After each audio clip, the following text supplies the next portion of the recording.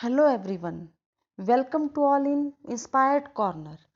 Today we will discuss the past perfect continuous tense.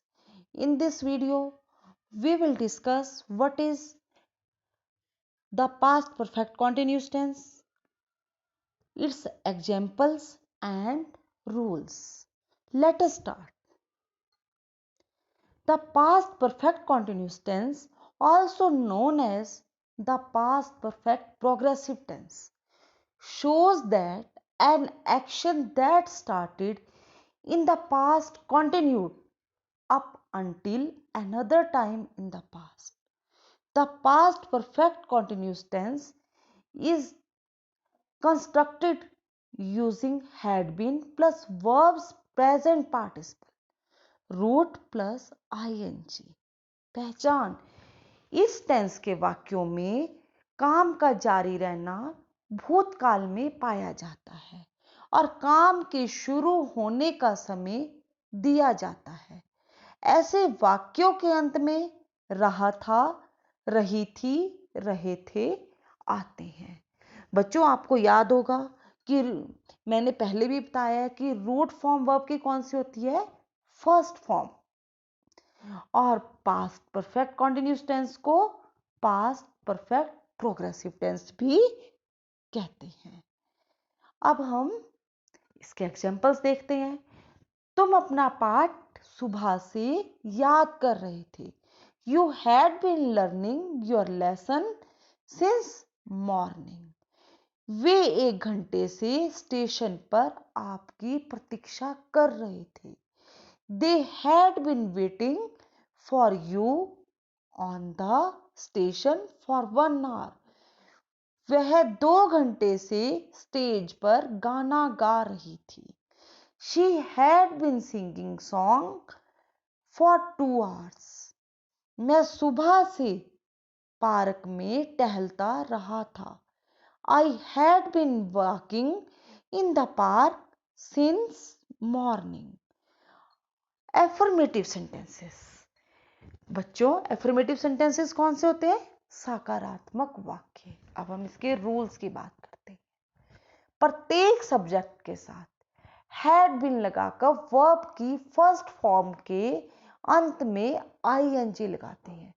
बच्चों, subject चाहे कोई भी हो, फर्स्ट पर्सन हो, चाहे सेकंड हो या थर्ड पर्सन हो, या सब्जेक्ट सिंगुलर नंबर हो या प्लूरल हो, सबके साथ ही हैड बीन का प्रयोग होता है। नंबर 2, समय दिखाने के लिए फॉर या सिंस लगाते हैं। आपको प्रेजेंट परफेक्ट कॉन्टिन्यूस टेंस भी याद होगा, उसमें मैंने आपको बताया था कि फॉर कहाँ लगाते हैं, सिंस कहाँ लगाते हैं।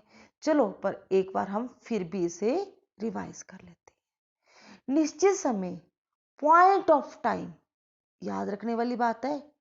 पॉइंट ऑफ टाइम दिखाने के लिए सिंस लगाते हैं, जैसे since Tuesday, since 1998, since morning, since 4 o'clock आदि। रूल नंबर 3, समय की अवधि मतलब पीरियड ऑफ टाइम के लिए फॉर लगाते हैं, जैसे for 2 days, for 3 months, for 5 hours। अब हम इसका फॉर्मूला देखते हैं। Subject plus had been plus verb ING form, तो वर्ब की फर्स्ट फॉर्म के साथ आईएनजी प्लस ऑब्जेक्ट यदि हो प्लस सिंस और फॉर प्लस टाइम। अब हम एफर्मेटिव सेंटेंसेस के एग्जांपल्स को देखते हैं कि क्या है, तब हमें इसके रूल्स सारे रिवाइज हो जाएंगे, सारे समझ आ जाएंगे। नंबर 1, सीमा सुबह से अपनी गुड़ियों से खेल रही थी। Seema had been playing with her dolls since morning. वे मेरा 5 घंटे से इंतजार कर रहे थे। They had been waiting for me for 5 hours. वे औरतें 3 घंटे से कपड़े धो रही थी। Those women had been washing their clothes for 3 hours. वे दोनों भाई 2 घंटे से अपने खेत में पानी दे रहे थे। Those two brothers had been watering their fields for 2 hours. वह लड़की सन 1995 से इस शहर में रह रही थी। That girl had been living in this city since 1995. अब हम नेगेटिव सेंटेंसेस की बात करेंगे, नकारात्मक वाक्य। रूल, इनमें हैड के बाद नॉट लगा देते हैं।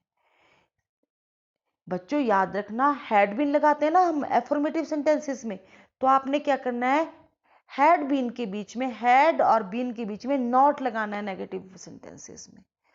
Subject plus had plus not plus been plus verb ING form, मतलब वर्ब की फर्स्ट फॉर्म के साथ आईएनजी प्लस ऑब्जेक्ट यदि हो, प्लस सिंस और फॉर प्लस टाइम। और अब हम इनकी भी एग्जाम्पल्स देखते हैं। वह 2 दिन से पढ़ नहीं रही थी। She had not been reading for 2 days. Rahul मुझे 2 सालों से नहीं पढ़ा रहा था। Rahul had not been teaching me for 2 years.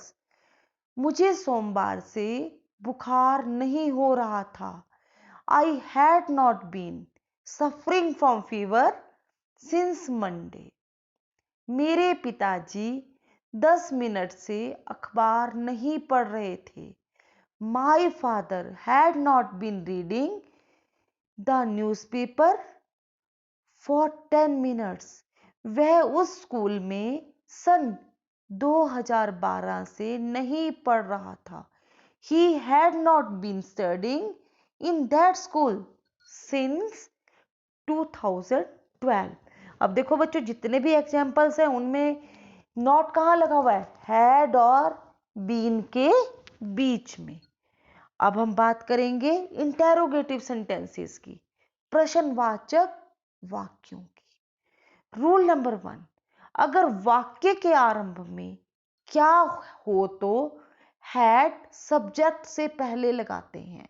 Rule number 2, अगर वाक्यों के बीच में कब, क्यों, क्या आदि प्रश्नवाचक शब्द हो तो सबसे पहले इनकी अंग्रेजी, फिर हैड और फिर कर्ता लगाते हैं। रूल नंबर 3, कितना, हाउ मच, कितने, हाउ मैनी, कौन सा, विच के साथ उससे संबंधित नाउन भी आते हैं। रूल नंबर 4, इंटेरोगेटिव नेगेटिव वाक्य इंटेरोगेटिव एफर्मेटिव सेंटेंसेस की तरह ही बनाते हैं, केवल कर्ता मतलब सब्जेक्ट के बाद नॉट और लगा देते हैं।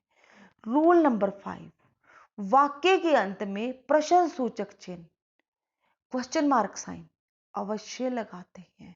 अब इसका फार्मूला देखते हैं हम, had plus subject plus been plus verb ING form, मतलब वर्ब की फर्स्ट फॉर्म के साथ ING plus object plus since और for plus time plus question mark sign.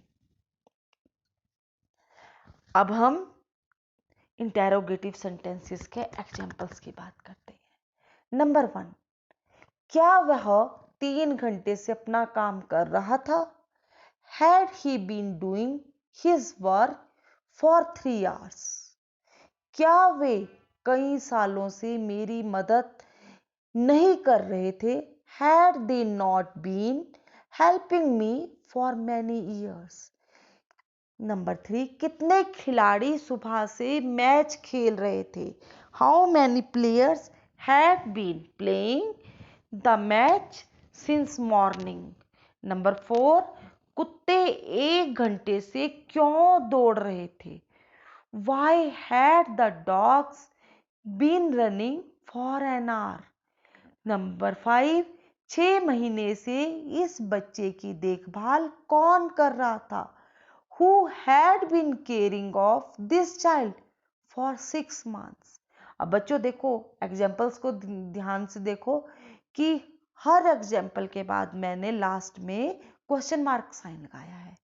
और एक बात हमेशा याद रखना, जहां इंटेरोगेटिव सेंटेंसेस आते हैं तो वहां क्वेश्चन मार्क साइन लगता है, और जहां एफर्मेटिव और नेगेटिव सेंटेंसेस आते हैं वहां फुल स्टॉप लगता है। I hope you like my video. अगर आपको मेरी वीडियो अच्छी लगे तो प्लीज मेरे वीडियो को लाइक और शेयर जरूर करें और मेरे चैनल को सब्सक्राइब करें। Thank you students.